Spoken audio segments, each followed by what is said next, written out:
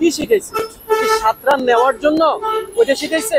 এই 7 রানের পরে তুমি উঠে আসবা বা আউট হয়ে যাবা। এই প্লেয়ারটার আসলে মূল কাজটা কি? কি শুধু মাঠে নামা আর বলটাকে নিয়ে এভাবে ঘষা? এই কাজটা ছাড়ার কোনো কিছু নাই।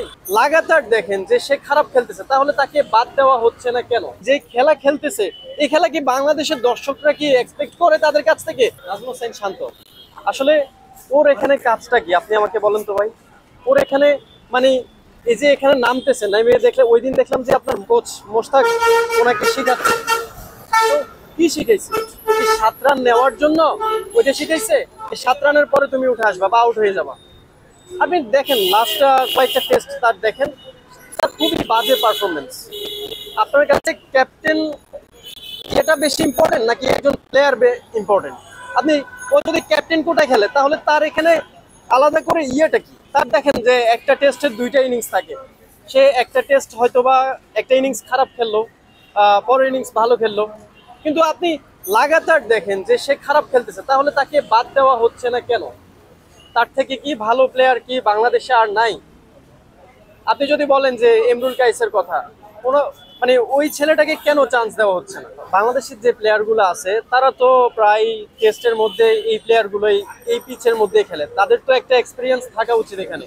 কিন্তু ওই জায়গা থেকে আপনি চিন্তা করলে সাউথ আফ্রিকা কিন্তু এই পিচ সম্পর্কে আপনি যেটা বললেন জানে না, তাহলে ওরা এখানে এসে সুবিধা করতেছে। আমি এইখানে 24 ঘন্টা থেকে আমি কি করলাম? সকালে আসলাম, ট্রেনিং করলাম, দেখলাম, এই করলাম সেই করলাম, তাহলে কি করছি মাঠে নাইমা?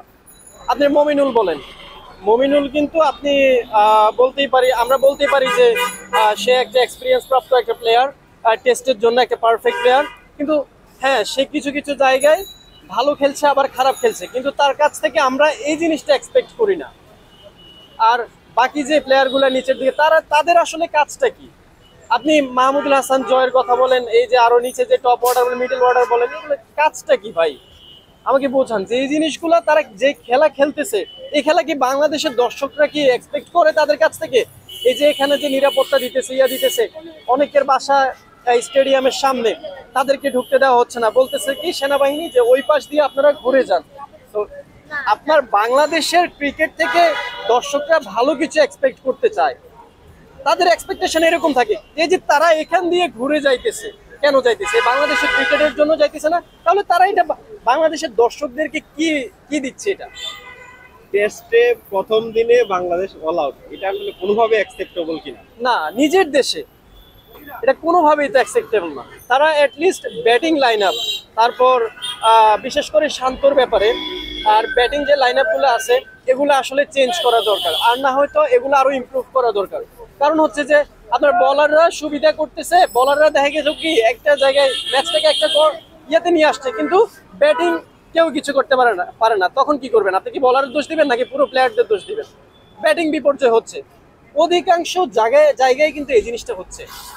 তাহলে তারা, আমি বুঝি না, একটা কথাই বারবার আসে যে আপনার শান্ত, এই প্লেয়ারটার আসলে মূল কাজটা কি? কি শুধু মাঠে নামা আর বলটাকে নিয়ে এভাবে ঘষা? এই কাজটা ছাড়ার কোনো কিছু নাই। এখন এটা তো তারাই ভালো বলতে পারবে যে তারা কেন ব্যাটিং নিয়েছে, এবং ব্যাটিং নেওয়ার পর আপনি যেটা বললেন যে চাপাই দেওয়া হয়নি, তারা তো নিজেদের সিদ্ধান্তে এই জিনিসটা করেছে, তাহলে তারা কেন এই জায়গায় ফেল করলো? বোলিংও নিতে পারতো। তার মানে ব্যাপারটা এরকম হলো না যে নিজেদের পিচে নিজেরা পড়তে পারছে না? হ্যাঁ, ওইটাই ব্যাপারটা, এরকমই। নিজেদের পিচ নিজেরাই চিনতে পারতেছে না। ক্রিকেটাররা ভুলে যাচ্ছে কিনা আসলে সেটা ক্রিকেটাররাই ভালো বলতে পারবে, তারা কোন কোন কাজের সাথে ইনভলভ আছে। আদর্শ উইকেট কিনা সেটা আমি বলতে পারি না, তবে যেহেতু আমি একজন ক্ষুদ্র একজন দর্শক, এটা তারাই বলতে পারবে ভালো। কারণ গামিনী ডি সিলভা উনি অনেকদিন যাবতীয় এখানে আছেন পিচ কিউরেটর হিসাবে।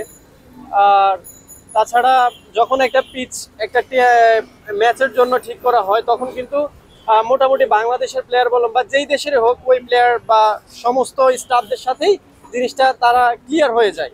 তো ওই জায়গায় আপনার কি করতে হবে ওই জিনিসটা আপনি ওই জায়গায় সিদ্ধান্ত নেবেন, কিন্তু ওই জায়গায় যদি আপনি ভুল করেন তাহলে তো পুরো ম্যাচটাই শেষ হয়ে যাবে। সংবাদ, ফিচার ও অনুষ্ঠানের জন্য ভিজিট করুন সংবাদ প্রকাশের ওয়েবসাইট এবং যুক্ত থাকুন ফেসবুক পেজ ও ইউটিউব চ্যানেলের সঙ্গে।